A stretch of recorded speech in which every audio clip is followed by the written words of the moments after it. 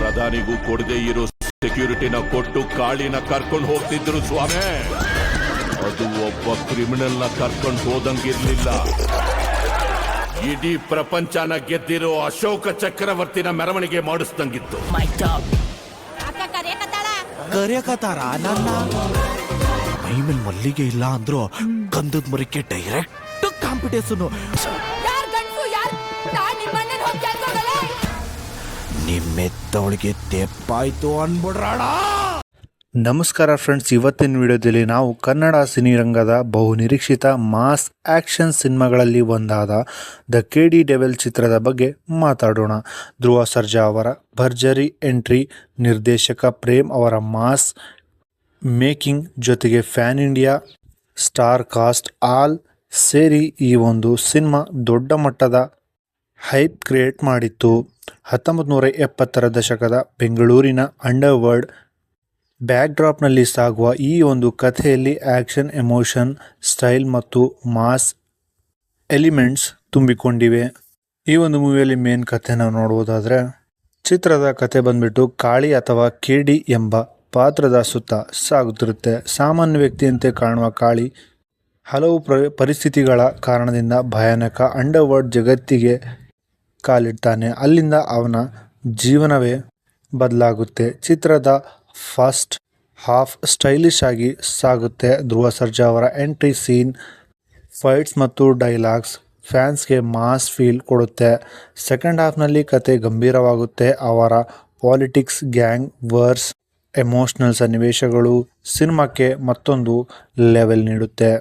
ಹಾಗೆ ಈ ಒಂದು ಮೂವಿಯಲ್ಲಿ ಪ್ಲಸ್ ಮತ್ತು ಮೈನಸ್ ಪಾಯಿಂಟ್ಸ್ನ ಬಗ್ಗೆ ನೋಡ್ತಾ ಹೋದರೆ, ಈ ಒಂದು ಮೂವಿಯಲ್ಲಿ ಧ್ರುವ ಸರ್ಜಾ ಅವರ ಪವರ್ಫುಲ್ ಸ್ಕ್ರೀನ್ ಪ್ರೆಸೆನ್ಸ್ ಸಖತ್ತಾಗಿದೆ. ಹಾಗೆ ಈ ಒಂದು ಮೂವಿಯಲ್ಲಿ ಅದ್ದೂರಿ ಸೆಟ್ಗಳನ್ನು ನೋಡಲಿಕ್ಕೆ ಸಿಗುತ್ತೆ. ಹಾಗೆ ಬ್ಯಾಕ್ಗ್ರೌಂಡ್ ಮ್ಯೂಸಿಕ್ ಸಹ ಈ ಒಂದು ಮೂವಿಯಲ್ಲಿ ಸಖತ್ತಾಗಿ ಹ್ಯಾಂಡಲ್ ಮಾಡಿದ್ದಾರೆ. ಅದ್ರ ಜೊತೆಗೆ ಆ್ಯಕ್ಷನ್ ಸೀಕ್ವೆನ್ಸ್ಗಳು ಈ ಒಂದು ಮೂವಿಯಲ್ಲಿ ನೋಡಲಿಕ್ಕೆ ಸಿಗುತ್ತೆ. ಹಾಗೆ ಕ್ಲೈಮ್ಯಾಕ್ಸ್ ಟ್ವಿಸ್ಟ್ ಮಾತ್ರ ಸಖತ್ತಾಗಿದೆ ಅಂತಲೇ ಹೇಳ್ಬೋದು. ಈ ಒಂದು ಮೂವಿಯಲ್ಲಿ ಕೆಲವು ಕಡೆ ಕತೆ ನಿಧಾನವಾಗಿ ಸಾಗುತ್ತೆ. ಕೆಲವು ಪಾತ್ರಗಳ ಕಡಿಮೆ ಸ್ಕ್ರೀನ್ ಟೈಮ್ ಕೂಡ ನೋಡ್ಲಿಕ್ಕೆ ಸಿಗುತ್ತೆ. ಒಟ್ಟಾರೆ ಮಾಸ್ ಸಿನಿಮಾ ಇಷ್ಟಪಡುವವರಿಗೆ ಇದು ಒಳ್ಳೆ ಎಂಟರ್ಟೈನರ್ ಅನ್ಬೋದು. ಈ ಒಂದು ಸಿನಿಮಾದಲ್ಲಿ ನೋಡ್ಲಿಕ್ಕೆ ಹೋದರೆ ಈ ಒಂದು ಚಿತ್ರದ ಸ್ಟಾರ್ ಕಾಸ್ಟಿಂಗ್ ಭಾರಿ ದೊಡ್ಡದು.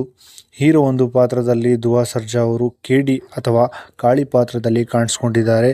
ಇತರೆ ಪಾತ್ರಧಾರರ ಬಗ್ಗೆ ನೋಡುವುದಾದರೆ ಸಂಜಯ್ ದತ್ ಧಾಕ್ ದೇವ ಪಾತ್ರದಲ್ಲಿ ಕಾಣಿಸ್ಕೊಂಡಿದ್ದಾರೆ. ಹಾಗೆ ಶಿಲ್ಪಾ ಶೆಟ್ಟಿ ಅವರು ಸತ್ಯಾವತಿ ಪಾತ್ರದಲ್ಲಿ ಕಾಣಿಸ್ಕೊಂಡಿದ್ದಾರೆ. ಹಾಗೆ ಈ ಒಂದು ಮೂವಿಯಲ್ಲಿ ವಿ ರವಿಚಂದ್ರನ್ ಅವರು ಅಣ್ಣಯ್ಯಪ್ಪ ಅವರ ಪಾತ್ರದಲ್ಲಿ ಕಾಣಿಸ್ಕೊಂಡಿದ್ದಾರೆ. ಹಾಗೆ ರಮೇಶ್ ಅರವಿಂದ್ ಅವರು ಧರ್ಮ ಪಾತ್ರದಲ್ಲಿ ಕಾಣಿಸ್ಕೊಂಡಿದ್ದಾರೆ. ಹಾಗೆ ಸೆಕೆಂಡ್ ಮೇನ್ ರೋಲ್ನ ನೋಡ್ತಾ ಹೋದರೆ ರೀಶ್ಮಾ ನಣಯ್ಯ ಅವರು ಮಚ್ಚಾಲಕ್ಷ್ಮಿ ಪಾತ್ರದಲ್ಲಿ ಕಾಣಿಸ್ಕೊಂಡಿದ್ದಾರೆ. ಹಾಗೆ ಈ ಒಂದು ಮೂವಿಯಲ್ಲಿ ನೂರಾ ಫತೇಹಿ ಸಹ ಕಾಣಿಸ್ಕೊಳ್ತಾರೆ. ಹಾಗೆ ಈ ಒಂದು ಮೂವಿಯಲ್ಲಿ ಸುದೀಪ ವಿಶೇಷ ಪಾತ್ರದಲ್ಲಿ ಕಾಣಿಸ್ಕೊಂಡಿದ್ದಾರೆ. ಮೂವಿಯ ಪ್ರೊಡಕ್ಷನ್ ಡೀಟೇಲ್ಸ್ನ ಬಗ್ಗೆ ನೋಡ್ತಾ ಹೋದರೆ, ನಿರ್ದೇಶನ ಪ್ರೇಮ್. ಮಾಸ್ ಸಿನಿಮಾಗಳಲ್ಲಿ ದೊಡ್ಡ ಮಟ್ಟದಲ್ಲಿ ತೋರಿಸುವಲ್ಲಿ ಪ್ರೇಮ್ ಅವರ ವಿಶೇಷ ಹೆಸರಿದೆ. ಹಾಗೆ ನಿರ್ಮಾಪಕರು KVN ಪ್ರೊಡಕ್ಷನ್ ಪರವಾಗಿ ವೆಂಕಟ್ K ನಾರಾಯಣ್ ಅವರು ಕಾಣಿಸ್ಕೊಂಡಿದ್ದಾರೆ. ಹಾಗೆ ಈ ಒಂದು ಮೂವಿಯಲ್ಲಿ ಮ್ಯೂಸಿಕ್ ಬಗ್ಗೆ ನೋಡ್ತಾ ಹೋದರೆ, ಅರ್ಜುನ್ ಜನ್ಯ ಅವರು ಚಿತ್ರದ ಹಾಡುಗಳು ಮತ್ತು ಬ್ಯಾಕ್ಗ್ರೌಂಡ್ ಮ್ಯೂಸಿಕ್ ಈಗಾಗಲೇ ಹೈಪ್ ಕ್ರಿಯೇಷನ್ ಮಾಡಿವೆ ಅಂತಲೇ ಹೇಳ್ಬೋದು. ಈ ಒಂದು ಸಿನಿಮಾ ಸರಿಸುಮಾರು 100ರಿಂದ 150 ಕೋಟಿ ಬಜೆಟ್ನಲ್ಲಿ ನಿರ್ಮಾಣವಾಗಿದೆ ಅಂತ ಹೇಳಲಾಗ್ತಿದೆ. ಪ್ಯಾನ್ ಇಂಡಿಯಾ ಮಟ್ಟದಲ್ಲಿ ಕನ್ನಡ, ತೆಲುಗು, ತಮಿಳು, ಹಿಂದಿ, ಮಲಯಾಳಂ ಭಾಷೆಗಳಲ್ಲಿ ಬಿಡುಗಡೆ ಮಾಡಲಾಗಿದೆ. ಒಟ್ಟಾರೆಯಾಗಿ ಹೇಳಬೇಕಂದ್ರೆ KD ದ ಡೆವಿಲ್ ಒಂದು ಪಕ್ಕಾ ಮಾಸ್, ಸ್ಟೈಲಿಶ್ ಮತ್ತು ಆ್ಯಕ್ಷನ್ ಎಂಟರ್ಟೈನ್ಮೆಂಟ್ ಮೂವಿ ಅಂತಲೇ ಹೇಳ್ಬೋದು.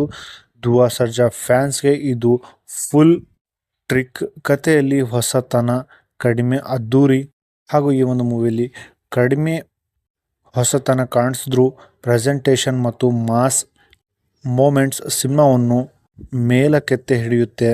ಸೊ ಇದಾಗಿತ್ತು 2026ರಲ್ಲಿ ರಿಲೀಸ್ ಆಗಿರುವಂಥ KD the devil Dhruva Sarja ಅವರ ಮೂವಿ ಬಗ್ಗೆ ಸಂಪೂರ್ಣ ರಿವ್ಯೂ. ಯಾರೆಲ್ಲ ಈ ಮೂವಿನ ಥಿಯೇಟರ್ನಲ್ಲಿ ನೋಡಿದ್ದೀರಾ, ಥಿಯೇಟರ್ ಎಕ್ಸ್ಪೀರಿಯನ್ಸ್ ಹೇಗಿತ್ತು ಅನ್ನೋದನ್ನು ಕಾಮೆಂಟಲ್ಲಿ ತಪ್ಪದೆ ತಿಳಿಸಿ. ವಿಡಿಯೋ ಇಷ್ಟ ಆದರೆ ವಿಡಿಯೋನ ಲೈಕ್ ಮಾಡಿ. ಚಾನಲ್ಗೆ ಹೊಸದಾಗಿದ್ದರೆ ಚಾನಲ್ನ ಸಬ್ಸ್ಕ್ರೈಬ್ ಮಾಡ್ಕೊಳ್ಳಿ. ಸಿಗೋಣ ನೆಕ್ಸ್ಟ್ ವಿಡಿಯೋದಲ್ಲಿ. Thank you so much.